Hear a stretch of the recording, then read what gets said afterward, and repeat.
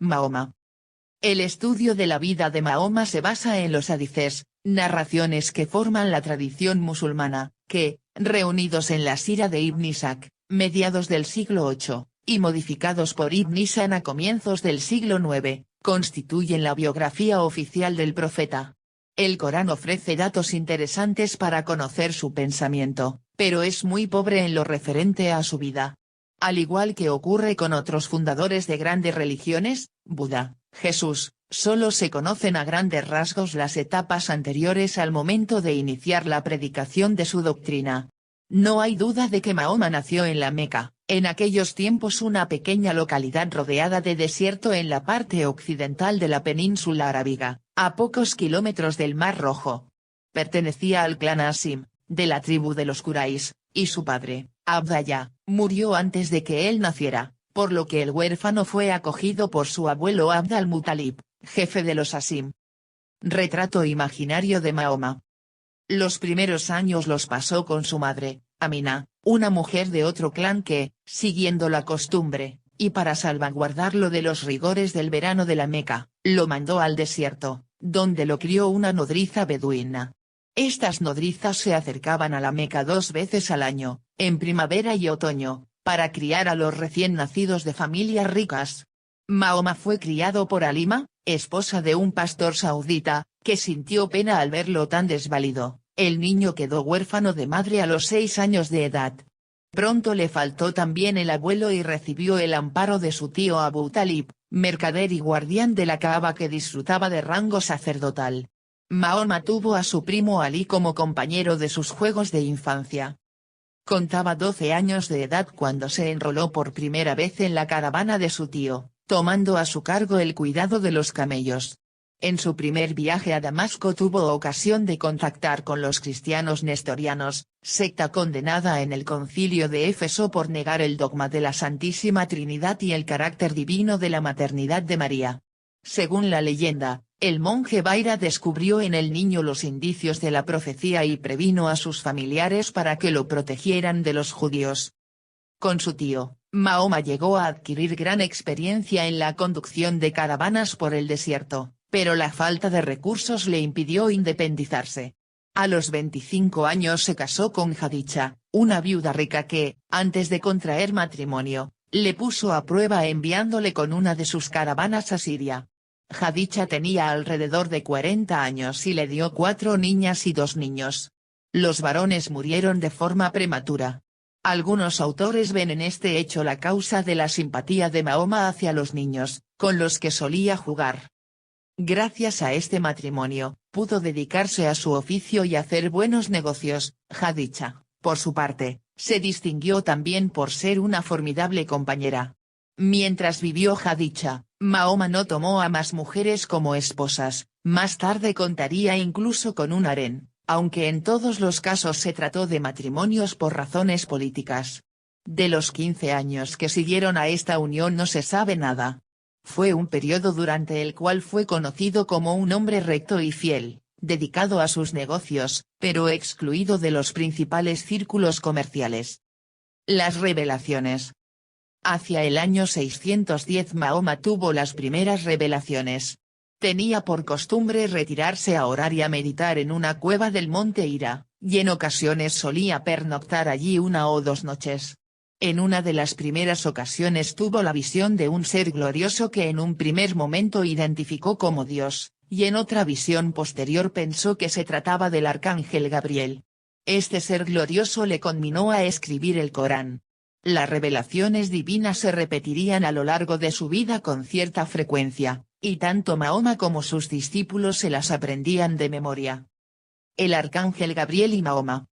Como el soporte material de la escritura era raro en la zona, se cuenta que, tras la muerte del profeta, su secretario encontró pasajes del Corán escritos en trozos de papel, hojas de palma, piedras, omóplatos, costillas y pedazos de cuero. La versión definitiva que se conoce del Corán, es decir, la que reúne la totalidad de revelaciones que recibió Mahoma, es posterior al año 650, 20 años después de la muerte del profeta. Algunas veces las revelaciones le producían ciertas reacciones físicas, Sentía dolor y percibía un fuerte sonido, como de repicar de campanas. A veces, en días de frío, los acompañantes veían como gruesas gotas de sudor caían por su frente, mientras tenía lugar la revelación. Mahoma empezó a predicar su doctrina 3 años más tarde, hacia el 613. Entretanto se habían producido las primeras conversiones. Su mujer Jadicha fue la primera y le apoyó en los momentos de crisis al experimentar las primeras visiones. Ella y particularmente Waraka le convencieron del carácter profético de tales experiencias. Algunos testimonios dicen que el primer varón converso fue el liberto Zayd ibn Harita, mientras que otros apuntan que fue su primo Ali. Entre los primeros que se convirtieron se contaba su amigo y también mercader de la Meca Abu Bakr, quien prestó gran ayuda al Islam, especialmente cuando ya se había constituido el Estado Islámico. En las listas que se conservan de los primeros seguidores de Mahoma se puede ver que la mayoría eran jóvenes pertenecientes a las familias más influyentes de la Meca. Sin embargo, cuando Mahoma empezó a divulgar su doctrina, estas familias habían sido desplazadas por una nueva clase social surgida de la prosperidad comercial de la ciudad, que plantearía una viva oposición al profeta. En sus predicaciones, Mahoma se inclinaba hacia un monoteísmo basado en la creencia en un Dios lleno de bondad y todopoderoso, que juzgará a cada uno según su actuación. El hombre debe mostrar gratitud a Dios y reconocer su dependencia respecto a él. El reconocimiento de la omnipotencia divina se contrapone a la actitud de los grandes mercaderes, convencidos de que su riqueza se lo permite todo. Para Mahoma la vida del hombre había de basarse en hacer lo necesario para alcanzar el paraíso. La generosidad y el respeto a los débiles eran los puntos esenciales en que insistían sus primeras predicaciones. Inicialmente, pues, el Islam se presentó como una continuación del cristianismo y del judaísmo, religiones que Mahoma conocía. Con la predicación pública se iniciaron las críticas hacia el monoteísmo profesado por Mahoma, y pronto tuvo lugar una primera confrontación con los árabes politeístas. El Dios único de Mahoma se podía adorar en la Kaaba, edificio de la Meca construido, según el Corán, por Abraham, y que contiene la piedra negra que Gabriel le dio a Isaac, pero no así en otros 3 santuarios consagrados a otros dioses y diosas en los alrededores de la ciudad. Pero no parece cierto, como se ha afirmado, que la oposición a Mahoma partiera de los grandes mercaderes por miedo a que, al desaparecer los ídolos, decayera la actividad comercial. La Kaaba, el santuario de la Meca, seguía siendo el santuario por antonomasia, y la desaparición de los ídolos no habría perjudicado más que a un reducido grupo de mercaderes que se habían instalado en las proximidades de la ciudad y habían creado allí nuevos santuarios, cuyos cultos fueron condenados expresamente por Mahoma. Predicación de Mahoma en la Meca. Las razones de la enemistad creciente de la oligarquía comercial de la Meca hacia el profeta hay que buscarlas en los ataques de Mahoma al modo de vida de los ricos, en la negación de su omnipotencia y, sobre todo, en la posibilidad de que la predicación diera a Mahoma una personalidad política suficiente para ponerle al frente de la ciudad en un futuro más o menos próximo. Ello podría perjudicar a los principales mercaderes que, de hecho, imponían sus puntos de vista y gobernaban la ciudad gracias a su riqueza, a su experiencia comercial y a su pertenencia a los clanes superiores, a pesar de que la Meca estuviese regida por una asamblea integrada por los jefes de todos los clanes. La creciente importancia de Mahoma ponía en peligro sus prebendas. De ahí que Abu Chal, uno de sus más feroces enemigos, intuyera el peligro político que suponía Mahoma. En un principio, las presiones de Abu Chal consistieron en no pagar deudas legítimas a aquellos musulmanes que no gozaban de la protección de ningún clan o pertenecían a clanes débiles. Más tarde intentó que Abu Talib, tío de Mahoma y jefe del clan al que pertenecía el profeta, prohibiera a Mahoma la proclamación de la nueva fe. Abu Talib no aceptó porque habría sido deshonroso para su clan negar la protección a uno de los suyos y porque la nueva fe estaba de acuerdo en líneas generales con su política, contraria a los monopolios comerciales establecidos por los ricos mercaderes surgidos al calor de la nueva prosperidad comercial. En el año 619 murieron su tío y protector Abu Talib y su fiel esposa Jadicha. Su segunda esposa fue Sauda, viuda que se contaba entre las primeras conversas. Parece ser que Mahoma contrajo este matrimonio para evitar que Sauda lo hiciera con alguien de fuera del grupo. La jefatura del clan de los Asim fue ocupada por el otro tío de Mahoma, Abu Lahab, que por intereses personales, y al parecer también por presiones de Abu Chal, terminó retirando la protección al profeta. Mahoma hubo de buscar refugio en la vecina ciudad de Al-Taif, e intentó poner a sus habitantes en contra de la Meca. No alcanzó su objetivo, e incluso fue apedreado por la multitud. Regresó a la Meca clandestinamente y obtuvo la protección de uno de los clanes, pero sus actividades proselitistas se vieron limitadas. Durante ese tiempo, Mahoma intentó aliarse con varias tribus nómadas que por aquel entonces se hallaban en las cercanías de la Meca con motivo de alguna fiesta religiosa, pero tampoco tuvo éxito en sus negociaciones. La Égira. Con motivo de la peregrinación a la Kaaba del año 620, Mahoma entró en contacto con 6 ciudadanos de Medina que quedaron impresionados por su personalidad y pensaron que podría serles útil. Se dice que, al año siguiente, estos mismos peregrinos, que representaban a la mayor parte de clanes de Medina, prometieron a Mahoma aceptarle como profeta y obedecerle. Este acontecimiento fue bautizado con el nombre de primer juramento de Al-Aqaba. Mahoma envió por delante a uno de sus hombres para que predicara su doctrina y a la vez le informara de la situación política en aquella ciudad. La emigración, Égira, a Medina se efectuó por grupos escalonados para no llamar la atención. Los últimos en partir fueron Mahoma, su amigo Abu Bakr, su primo Ali ibn Abi Talib y algunos de sus familiares. El calendario islámico cuenta los años a partir del 16 de julio de 622, fecha de la Égira. En los primeros meses de su estancia se redactó la Constitución de Medina. Sus partidarios de la Meca y los miembros de 8 clanes de Medina, convertidos al islamismo, formaron una comunidad dirigida por Mahoma, que impuso en ella algunas de las normas tradicionales de la vida nómada: solidaridad, venganza de la sangre, aceptación de las decisiones del profeta en materias reveladas y entrega a este de 1/5 del botín.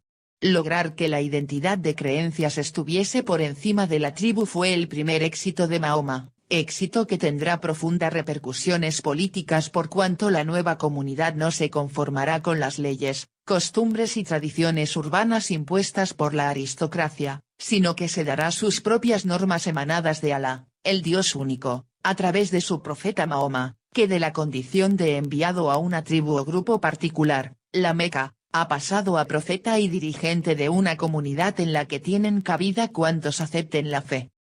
En abril de 623 Mahoma consumó el matrimonio, celebrado 2 años antes en la Meca, con la hija de Abu Bakr, Aisha, de 9 años de edad. Ese mismo año se iniciaron las correrías contra las caravanas mequíes. En el mundo árabe de aquel entonces era muy frecuente y estaba considerado casi como un deporte y también como un medio de vida. Se trataba de un simple acto de pillaje en el que no había derramamiento de sangre, salvo en contadas ocasiones. Para evitar la violencia se solía pagar una indemnización. Sin embargo, en 624 hubo ya un primer muerto en el bando mequí, durante el mes sagrado de la peregrinación, cuando se observaba una rigurosa tregua.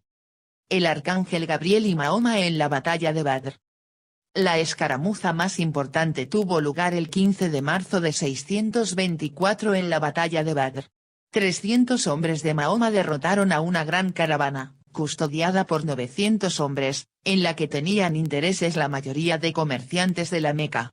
En la refriega pereció Abu Chal y otros jefes principales de la Meca. Se cobraron, además, importantes rescates por los prisioneros, aunque Mahoma perdonó a aquellos que no podían satisfacerlos. La historia oficial elevaría hechos como estos a la categoría de victoriosas batallas. Los éxitos militares de los creyentes terminaron por anular el comercio de la Meca, y sus dirigentes aceptaron a Mahoma para salvaguardar sus intereses mercantiles. Las tribus de beduinos se sometieron igualmente a una doctrina que coincidía con las costumbres por ellos practicadas. Mahoma se apoderó de la Meca en el año 631, destruyó los ídolos y decretó una amnistía general. tras sucesivas batallas logró someter a toda Arabia en el 632. Al paso de las tropas se producían conversiones masivas más o menos sinceras. Mahoma había convertido a las belicosas y dispersas tribus árabes en un pueblo unido que tras su muerte se embarcaría en una expansión sin precedentes. Última peregrinación de Mahoma a la Meca. Ese mismo año Mahoma en persona dirigió la peregrinación a la Meca, que se había convertido ya en un rito exclusivamente musulmán. El 15 de marzo del 632, aquejado de fiebres y fuertes dolores de cabeza, murió con el rostro apoyado en las rodillas de su joven esposa Aisha. Su suegro y amigo, Abu Bakr, sucedería al profeta en el califato. El Estado Islámico. Los códigos elaborados durante los años pasados en Medina se ampliarían con las revelaciones de tipo socioeconómico y político necesarias para regir y administrar la comunidad de los creyentes y a cuantos, sin convertirse a la nueva fe, aceptaron a Mahoma como jefe. Muchas de las disposiciones respondieron a situaciones específicas y adquirieron valor general siempre que Mahoma las considerase aptas para la comunidad. Entre estas normas abundan las de carácter igualitario y las destinadas a proteger a los débiles, que no se limitan a declarar iguales a todos los creyentes y a formular la necesidad de atender a los necesitados, sino que aportan soluciones concretas a los problemas. Durante la estancia en Medina, los emigrados, con este nombre se conoce a los partidarios de Mahoma huidos de la Meca, carecían de recursos y para atender a sus necesidades se instituyó la limosna legal, zakat.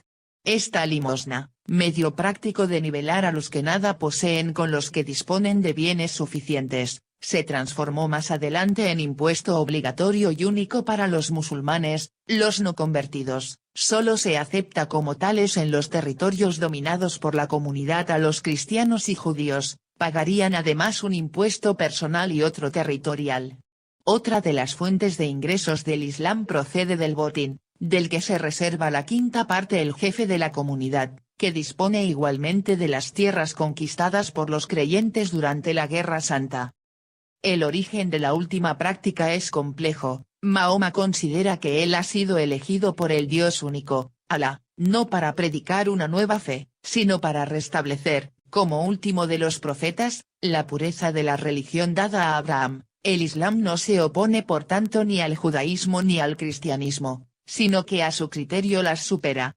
Esta actitud religiosa, unida al hecho de que en Medina existían poderosos clanes judíos, el número de los cristianos era exiguo, hizo que Mahoma intentara atraerse a los judíos e hiciera concesiones tales como ordenar que la plegaria fuera hecha mirando hacia Jerusalén.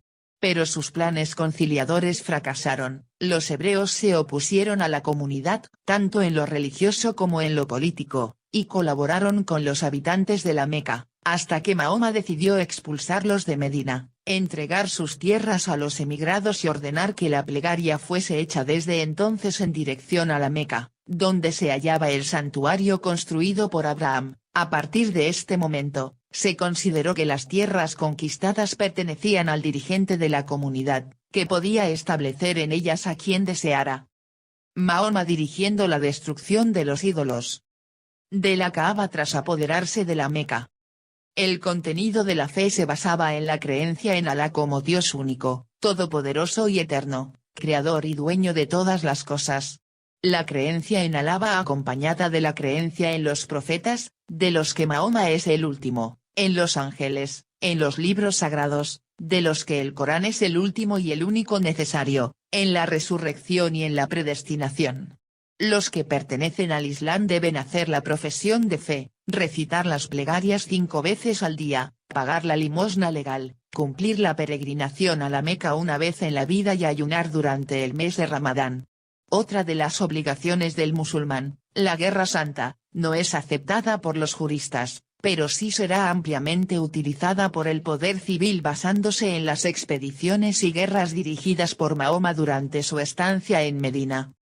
El carácter muchas veces local o de circunstancias de las revelaciones contenidas en el Corán lo hacía insuficiente para regular las numerosas cuestiones de gobierno, administración y justicia planteadas a los musulmanes tras la muerte de Mahoma, por lo que las revelaciones del libro sagrado se completaron, no en el aspecto religioso, pero sí en los demás, con la sunna, o conjunto de tradiciones relativas a la conducta del profeta, y juntos, el Corán y la sunna forman la ley religiosa que está en la base del derecho, de la organización, de la vida social y de la vida económica de los musulmanes. La aceptación de una u otra lectura del Corán, o de determinados relatos de la sunna, y el modo de interpretar una y otros, tienen por tanto una gran importancia en la historia de los musulmanes, en la que religión y política, en su sentido más amplio esta última, están íntimamente unidas, al menos durante los primeros siglos del Islam.